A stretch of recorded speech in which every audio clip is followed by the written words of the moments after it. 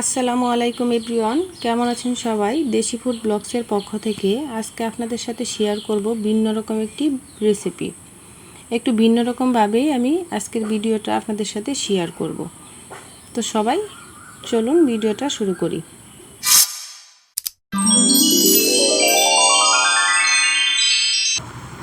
বাড়ি এসে দেখি ছোট ভাই পুকুরে মাছ ধরছে। ছোট ভাইয়ের সাথে আমিও কিছু ছোট ছোট মাছ ধরলাম। ছোট ভাইয়ের উদ্দেশ্য ছিল বড় মাছ ধরার। পুকুরে পানি বেশি থাকায় বড় মাছ ধরা সম্ভব হচ্ছে না, তার জন্য ছোট ছোট মাছগুলোই বেছে বেছে আমরা উঠিয়ে নিচ্ছি। একদম ছোট না, একটু মাঝারু।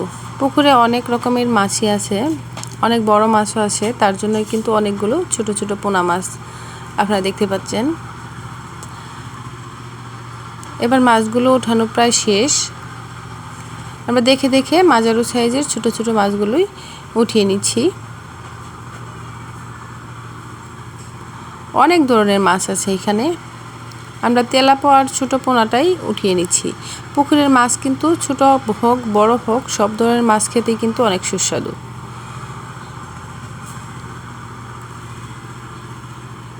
এখানে কিন্তু ভিন্ন রকমের মাছ আছে, বিভিন্ন রকমের। তাই আমরা তেলাপোয়ার পোনাটাই বেছে বেছে উঠিয়ে নিচ্ছি। ওঠানো শেষ। এবার মাছগুলো কেটে ধুয়ে পরিষ্কার করে নেব। মাছগুলো কেটে ধুয়ে পরিষ্কার করে নেওয়ার ফাঁকে ফাঁকে আমি একটু কুমড়ো ক্ষেত দিয়ে ঘুরে আসলাম। এবার কুমড়ো খেতে গিয়ে কিছু কুমড়োর কচি পাতা উঠিয়ে নিলাম ডাঁটা সহ। এই ছোটো মাছগুলো চচ্চড়ি করব, তার জন্য অনেক ছোট ছোট কচি ডগা ছিল কুমড়ো খেতে। কিছুটা ডগা উঠিয়ে নিচ্ছি আমি মাছগুলো রান্না করার জন্য। অনেকগুলো ডগাই উঠাচ্ছি, দেখেন। এবার এগুলো বাসায় গিয়ে ভালো করে কাটবো। এগুলো বাসায় আমি এসেছি, ভালো করে কেটে নিচ্ছি। ডগাগুলো কিন্তু অনেক সুস্বাদু হয় শুটকি বা মাছ, ছোটো মাছ দিয়ে চচ্চড়ি করলে। আজকে যেহেতু আমি বড় মাছ পাইনি, তার জন্যই ছোটো মাছ দিয়ে চচ্চড়ি করব। প্রথমে একটা কড়াই নিয়েছি, সবজিগুলো ভালো করে ধুয়ে পরিষ্কার করে নিয়েছি। এখানে দিব কিছু কাঁঠাল বিচি আর বেগুন। এখানে কাঁঠাল বিচি আর বেগুন কুচি করে কেটে নিয়েছি। দিয়ে দিচ্ছি কাঁঠাল বিচি আর বেগুন। তারপরে দিয়ে দিব কুমড়োর শাকগুলো, মিষ্টি কুমড়োর শাকগুলো। অনেক ভালো করে পরিষ্কার করে ধুয়ে নিয়েছি। দিয়ে দিচ্ছি শাকগুলো। শাক দেওয়া শেষ। এবার দিয়ে দিব পেঁয়াজ কুচি। তারপরে দিয়ে দিব 1 চা চামচ রসুন বাটা।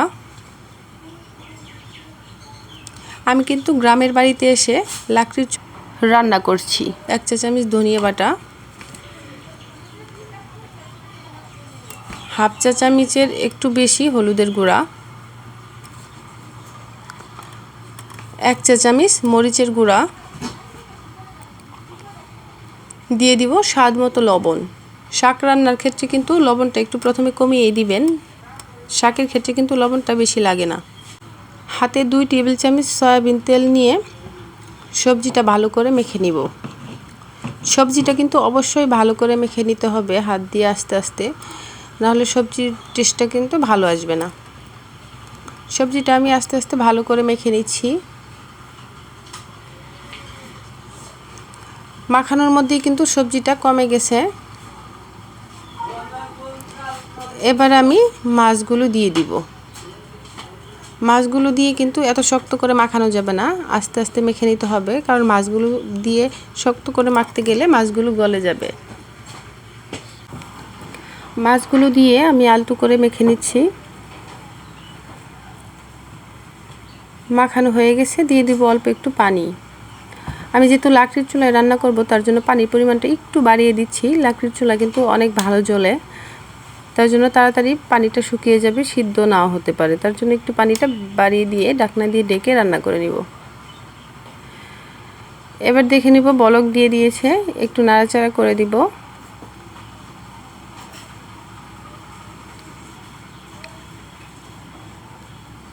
আবারও ঢাকনা দিয়ে ঢেকে আরও কিছুক্ষণ রান্না করে নিব।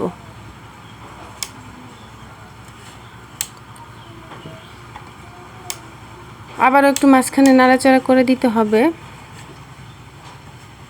সবজিটা এই পাশ ওই পাশটা একটু উল্টে দিতে হবে। আবারও ঢাকনা দিয়ে ঢেকে আরও কিছুক্ষণ রান্না করে নিব। হয়ে গেছে, 5 মিনিট পর ফিরে আসলাম। একদমই কিন্তু ছোটো মাছের চচ্চড়িটা হয়ে গেছে, আর কোনো নিচে পানিও নেই।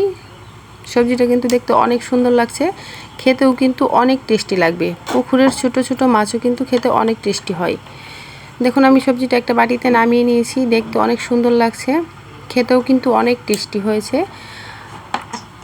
সবাই একবার করে ট্রাই করে দেখবেন। আর যদি আমার ভিডিওটা ভালো লেগে থাকে অবশ্যই লাইক, কমেন্টস, শেয়ার করে দিবেন। সবাই ভালো থাকবেন। আল্লাহ হাফেজ।